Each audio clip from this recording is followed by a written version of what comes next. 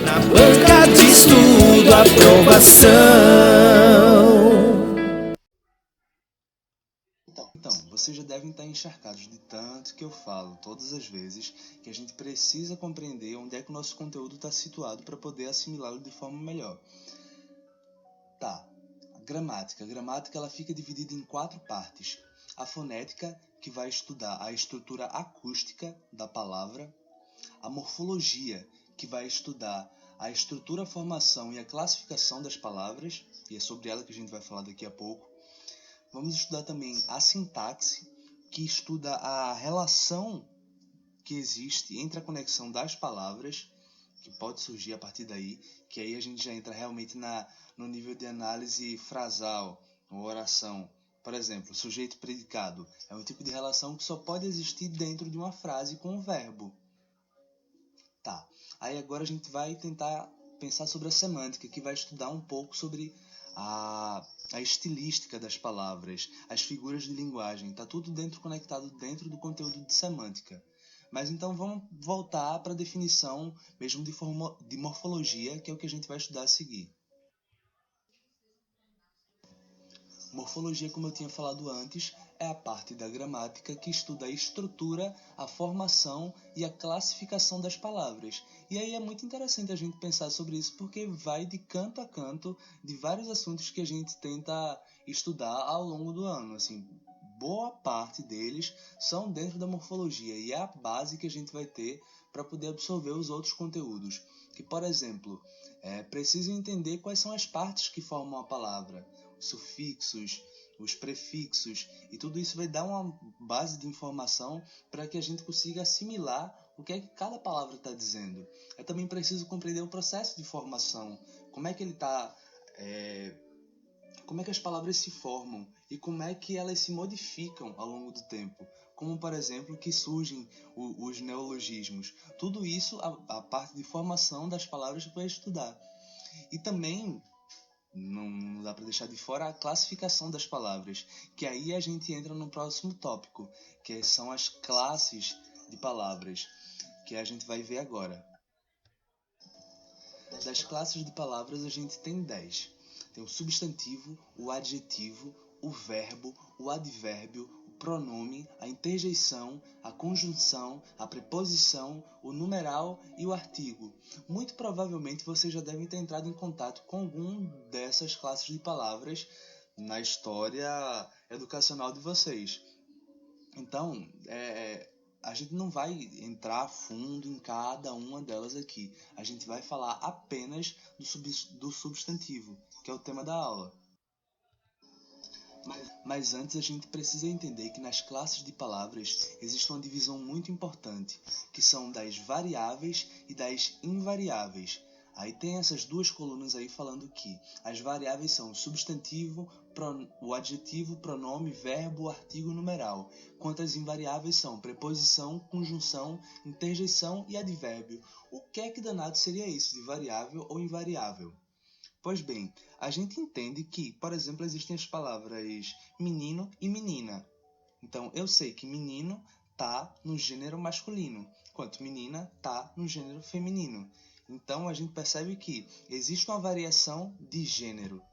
Até que também tem uma outra variação, que é de meninos ou meninas. Daí eu já tenho uma variação de número, que eu vou ter se está no singular ou no plural. Entendido? Daí a gente volta ao nosso tema primeiro, que é o substantivo. E aí a gente encontra essa definição de que o substantivo é a palavra que nomeia os seres em geral, desde objetos, fenômenos, lugares, qualidades, ações, dentre outros.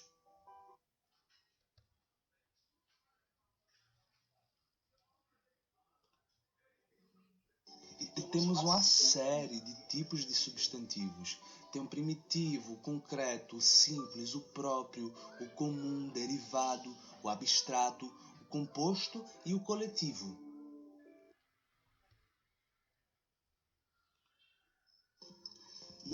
E aí, para entender melhor, a gente vai fazer uma relação de oposição desses tipos de substantivos. E a gente começa analisando o comum e o próprio. O substantivo comum é um nome genérico que se dá ao mesmo grupo de seres ou de objetos, e geralmente ele costuma vir em letra minúscula, como por exemplo livro, cadeira, mesa, mouse, celular. E também aí a gente passa para o outro lado, que é a relação com o substantivo próprio, que é o nome que se dá especificamente a indivíduos ou objeto de um grupo de seres, identificando eles em relação com o grupo e tornando-os inconfundíveis, como por exemplo, Pedro Henrique. Pedro Henrique são dois nomes e a gente pode classificar, encontrar. Não, eu sei quem é Pedro Henrique. Beleza que às vezes a gente vai encontrar 3 Pedros Henriques numa sala só, mas a gente sabe que Pedro Henrique é um nome próprio, não é? André também é um nome próprio. Recife. Recife também é um nome próprio. E aí a gente começa a entender uma relação de oposição quando a gente compara. Eu sei que cidade, o nome cidade, é um substantivo comum, mas eu sei que Recife é um nome próprio. Mesmo estabelecendo essa relação cidade e Recife, eu tenho um lado comum e outro como próprio. Assim como o nome, pessoa. Pessoa é um substantivo comum, mas André é um substantivo próprio.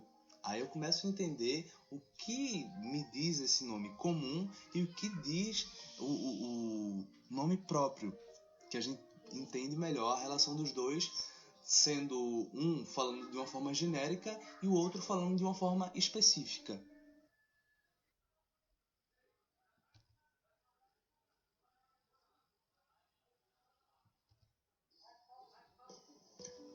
Daí a gente passa para a próxima relação, que são a relação entre os substantivos concretos e os substantivos abstratos.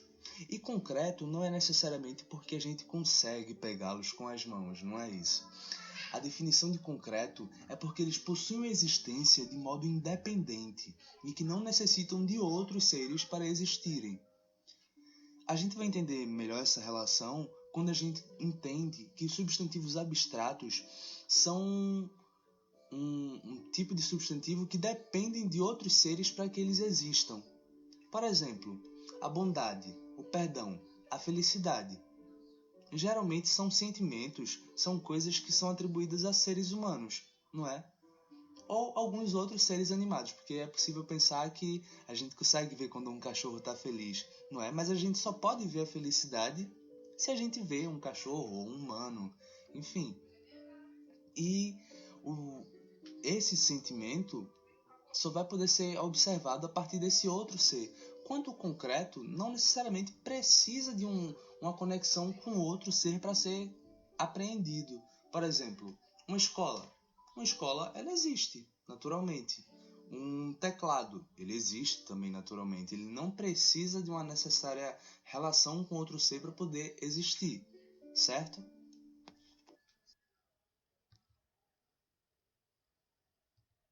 Vai para a próxima relação, que é a relação entre os substantivos primitivos e os substantivos derivados.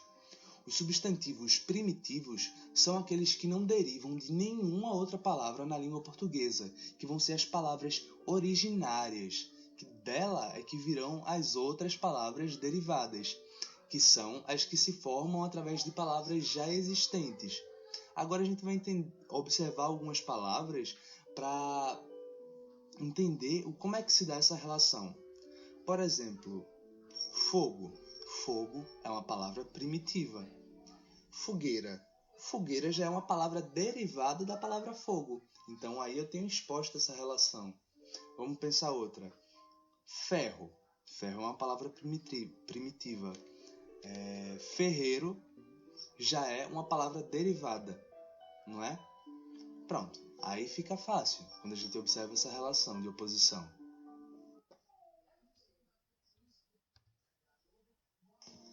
E aí a gente chega na relação do substantivo simples e o substantivo composto. É interessante observar o substantivo simples porque ele possui apenas um radical, isto é, um único elemento formador da palavra. A gente vai entender isso observando o substantivo composto, que ele se diz composto justamente por ter mais de um radical.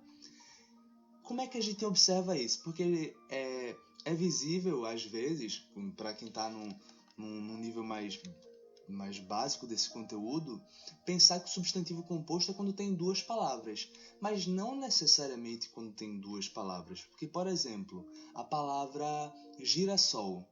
Girassol carrega dois radicais.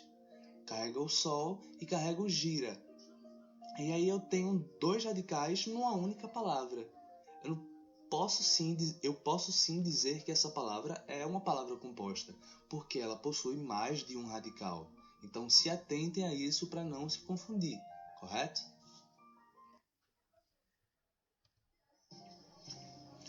E aí a gente chega no nosso último, que é o substantivo coletivo. Se lembra que mais cedo a gente tinha falado sobre a relação das palavras variáveis e invariáveis e que dentro das palavras variáveis existia a variação de gênero e de número? Pois bem, na variação de número a gente tinha lá o singular e o plural.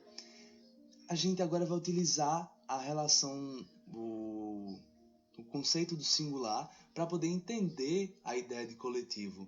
Porque falando individualmente eu poderia pensar numa ilha. Mas se eu penso nela coletivamente, eu tenho a imagem de um arquipélago. E aí é que se dá o substantivo coletivo, que é o nome que se dá a uma coleção ou um conjunto de seres e objetos de uma mesma classificação ou ideia. Como, por exemplo, a palavra árvore. Árvore está pensando no singular, no individual. Quanto floresta seria pensá-la numa forma coletiva. A união de várias árvores formam a floresta. Por exemplo, lobo, lobo solitário. Se eu penso ele de forma coletiva, eu tenho a imagem de uma alcateia, que é um conjunto de lobos.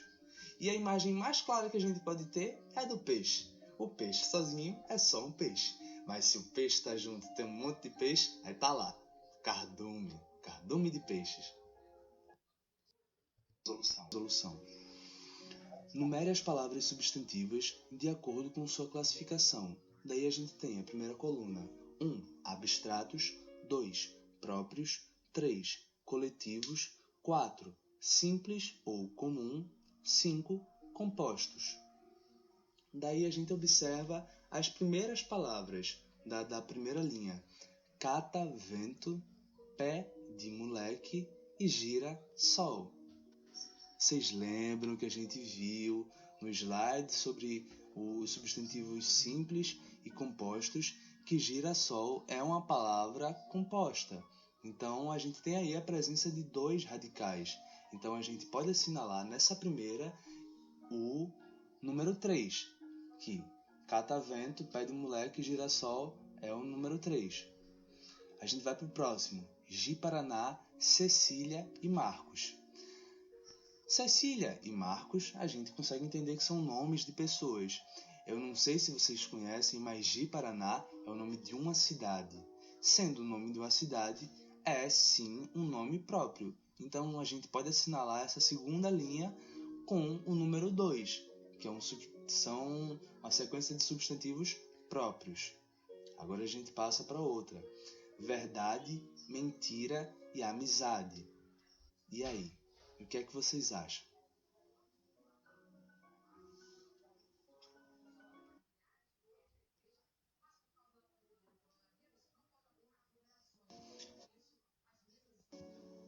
Vocês se lembram que no slide sobre os substantivos abstratos e concretos, a gente entendeu que os abstratos são um tipo de substantivo que ele precisa da existência do outro para poder aí existir. Então a gente observa que verdade e a mentira, assim como com a amizade, são coisas que elas só podem existir a partir de uma outra existência, que no caso, os seres vivos. A verdade e a mentira são coisas que nós contamos. E a amizade é algo que pode ser encontrado nas relações humanas, mas também nas relações afetivas de alguns animais. A gente percebe. Eu tive há algum tempo um gato e um cachorro e curiosamente os dois eram bem amigos. Assim, eles se davam muito bem. Então aí a gente marca essa linha com o número 1, que é correspondente aos substantivos abstratos.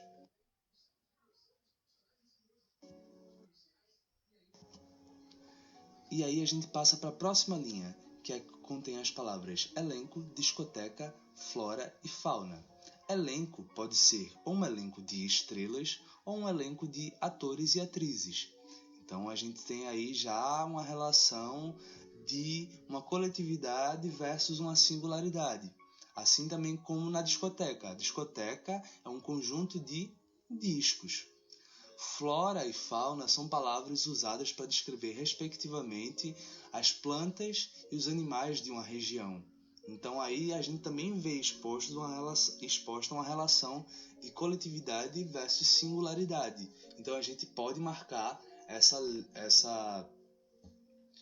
linha com os substantivos coletivos. Então, número 3.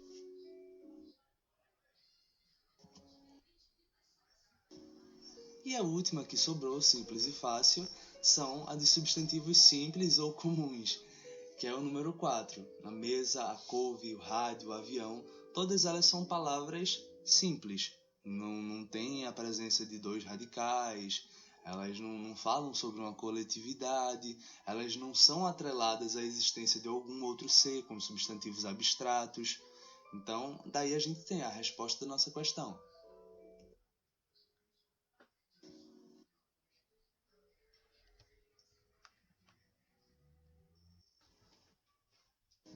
Mais uma vez, a gente começa a observar a relação de oposição para poder compreender se é ou não. Livro é uma palavra comum, é um substantivo comum ou um substantivo próprio? Livro é um substantivo comum. O nome seria próprio se, por exemplo, eu dissesse Grandes Sertões Veredas, que é um livro do Guimarães Rosa. A gente poderia dizer que o Grandes Sertões Veredas é um nome próprio de um livro. Estaria correto. Mas não, estamos falando de forma genérica. Então a gente vê aí que comum é o correto. Mais uma E aí a gente entra na nossa segunda relação de oposição. Se o livro é um substantivo concreto ou um substantivo abstrato. A existência do livro está atrelada à existência de algum outro ser, alguma outra coisa, como por exemplo o amor, que só pode ser encontrado nos humanos, nos animais. Não, o livro ele por si só existe. Eu posso encontrá-lo em cima da mesa e ele está lá naturalmente, vive. Então eu posso dizer que um livro é um substantivo concreto.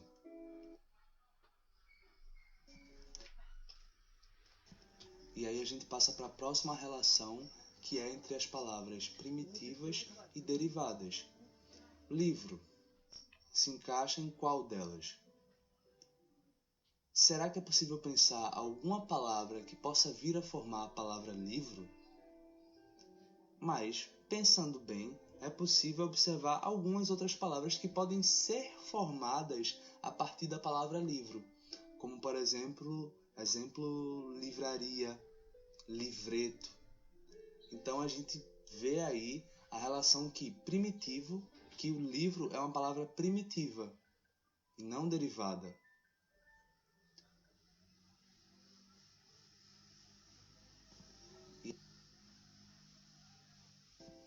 E aí a gente chega à nossa última relação, que é se livro é uma palavra simples ou composta. Livro não apresenta mais de um radical. Ele apresenta um único radical. Então posso dizer que sim, livro é uma palavra simples. Então, se livro é uma palavra comum, concreta, primitiva e simples, então eu posso assinalar a letra D. D é a resposta correta dessa questão, certo?